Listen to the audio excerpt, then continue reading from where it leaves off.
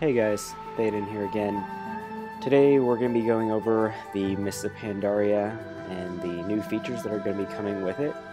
There are going to be other videos coming later that are going to be breaking down the specifics of certain classes and specs and stat priorities and things like that. But the purpose of this video is just to be an overview of the new features that are coming.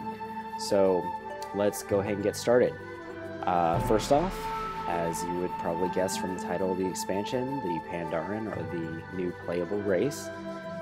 They are going to be available to both the Alliance and the Horde. Now, in terms of racial abilities for the Pandaren, they get a lot of cool abilities. They kind of are going with the whole food thing for the pandas. As you can see here, Epicurean, they get double stats from food buffs. That sounds like it's going to be really strong. I don't know if that's going to be overpowered or if they're going to nerf that at all, but I think it should be exciting. Gorman, plus 15 cooking skill. That's not that great, but hey, it's there. Inner Peace, double rested XP. That's pretty awesome. I think the main reason they're doing that is just because people are gonna, want to level their new monks or new pandas as quickly as possible, and they don't want it to take forever to get to level 90. Bouncy, 50% less falling damage is going to make your going down achievement extremely easy. Quaking Palm is a 4-second stun racial. It's going to be really good for PvP. Let's go ahead and move on. Okay, so as far as the classes you can be a Pandaren Monk, which is the new playable class, and we'll talk about that in a second. But you can also be a Panda Hunter, Mage, Priest, Rogue, Shaman, or also a Warrior. Unfortunately, I cannot make my Paladin a Panda. I really wanted to be a Panda Paladin, but that's not going to happen, unfortunately. Alright, as for the new class, that's the Monk. The Monk can be all 3 roles. It can be a tank, a DPSer, or a healer. The tank spec is called Brewmaster. It wears leather agility gear. You can kind of think of like a bear druid. It's going to be sharing gear pretty much with druids throughout. If you see, it's leather, all agility gear and spirit gear for the healing spec. Melee DPS is the Windwalker spec. That's basically your feral druid, or so it would seem, just based off of the stat priorities and things like that. Healing is the Mistweaver. That's going to be the spirit healing gear. So that'll be competing with Boomkins.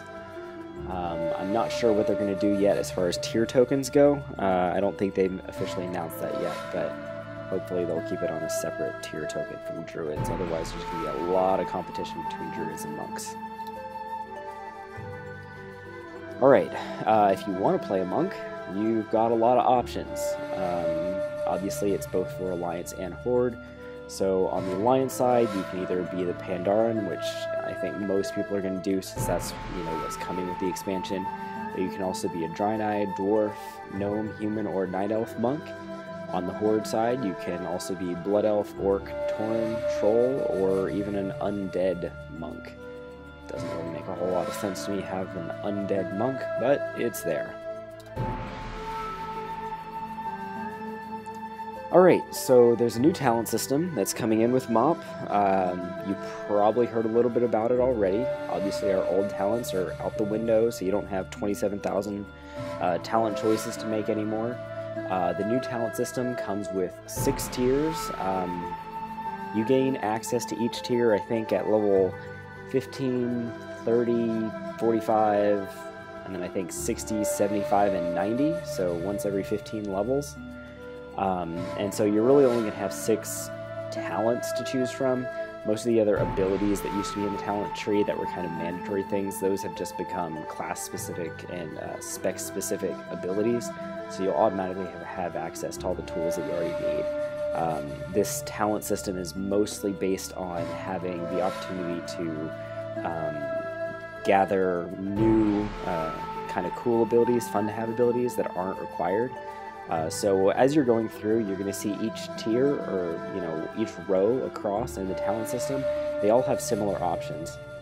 Like for some classes, you have a whole tier that is nothing but crowd control, and then you'll have another tier that is just like movement speed increases, or another tier that's like some kind of damage reduction ability or something like that. So you're going to be choosing mostly between abilities that do a similar thing but in a different way.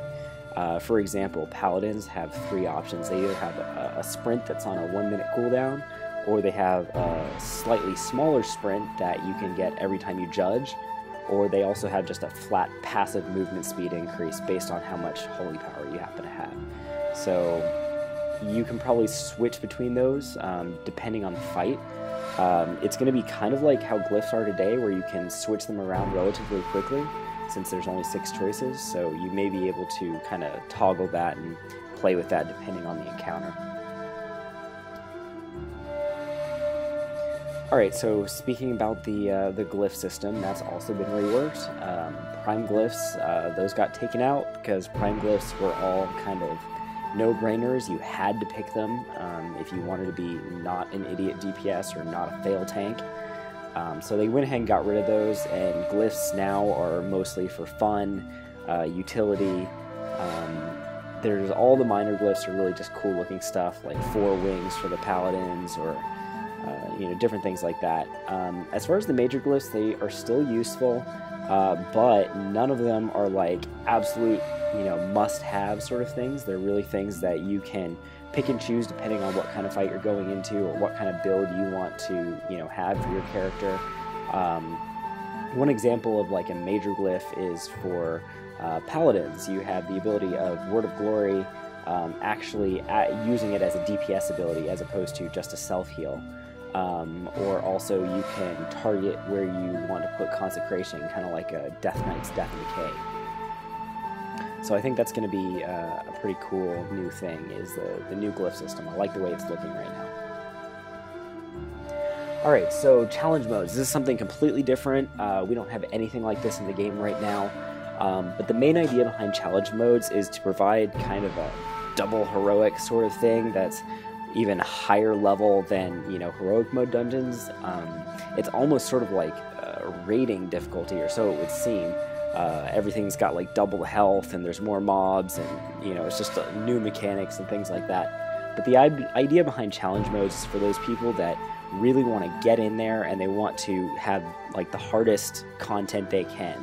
And challenge modes are going to be 5-man dungeons. They're going to be a tuned up version of like the current heroic modes, and what it is you're racing against the clock. You want to be able to get through as quickly as you can with making as little mistakes as you can, and bringing the classes that are going to help you really succeed. And depending on how well you do, you get a ranking of gold, silver, or bronze medal. Realistically, those don't really mean a whole lot, other than I think you might get a little bit different extra valor if you get gold or silver or bronze or whatever.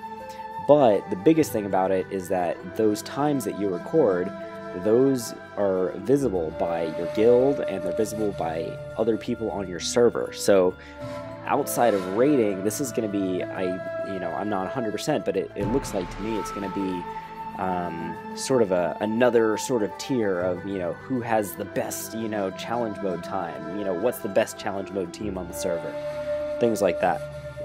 Also, when you're running it, you're going to be able to get special gear sets, and these gear sets are specific to your class, and so, you might want to look those up, the challenge mode gear sets. Mostly, this is for transmogrification. It's not going to be something that you can, go into challenge modes and get this awesome gear and be like super geared out for raiding before it ever starts. It's really just for looks and kind of the prestige of saying, hey, look, I'm like this badass challenge mode raider, or not raider, but challenge mode guy, and I've got this cool transmog gear. On a side tangent, I know I'm going off on a tangent here, but please, everybody, transmogrification. It is not transmorg. Please, that's just one of my pet peeves. So after watching this video, hopefully people will not say that anymore. Okay, we already talked about realm-wide scores. You're also going to be able to get mounts, achievements, and titles from running this. So even if you're not caring about having the best time in the world, you might want to do it if you want, a cool challenge mode mount or title. Okay, next up is the pet battle system. The pet battle system, you probably already heard a little bit about it, but basically the concept is your non-combat pets are now combat pets. Only, they're not going to be taking part in raids or anything like that, but you're going to be able to have them duel and face off against each other.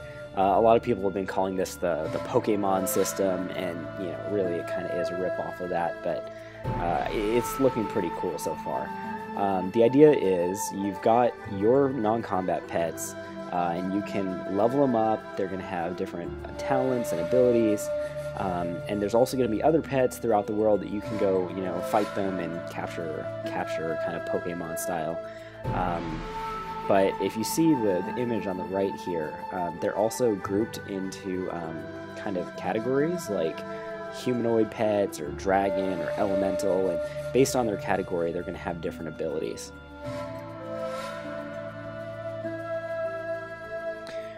Okay, so you can also challenge pet trainers. I'm not exactly sure where they're located. I think they're located throughout the world, but you can go find a pet trainer and you can get experience for your pet or special achievements. I think some of them may even get you new pets. You can look at your pet details, like what their current abilities are, what their level is, how much experience they need to get to the next level. All of that's going to be in your pet journal. Alright, new zones.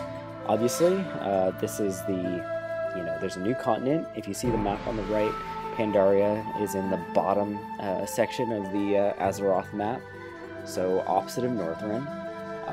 There's 7 new zones that are located on Pandaria, plus there's the Wandering Isle, which is the starting zone for the Pandarens. The new zones are the Jade Forest, which is where everybody's going to start out. That's the level 85 kind of intro to Pandaria starting area. It goes to 85 to 86, and then from there you can either move on to Valley of the Four Winds or the Krasarang Wilds. Now, depending on what class and spec you are, I think there's different factions that are going to be located in these different zones, so you're going to want to look up ahead of time which factions have gear that you want, and you're going to want to focus on leveling in that area so that whenever you hit 90, you can go to those faction vendors and use your Valor and gold to buy specific pieces of gear that work best for you. After that, looks like everybody's going to Kunlai Summit, which is 87 to 89, and then after that you can choose between Townlong Steps and the Dread Wastes, which is 89 to 90. Townlong Steps sounds friendlier, but if you're kind of going for that hardcore, I don't know, if you want a bleak place, go to the Dread Wastes. I'm not sure who would want that. Vale of the Eternal Blossoms is the level 90 zone. Alright, so I've got a lot of other videos that I'm going to be working on right now, including class changes guide, talent system overviews. I'm going to try to do a preview of the pet battle system, actually get some of my pets up and duel some people on the PTR. Also, I'm going to go over the new mounts that are coming, new pets that are coming, and also some dungeon raid previews. So stay tuned for those. If you like the video, like it, subscribe, all that good stuff, and thanks a lot. I'll talk to you guys next time.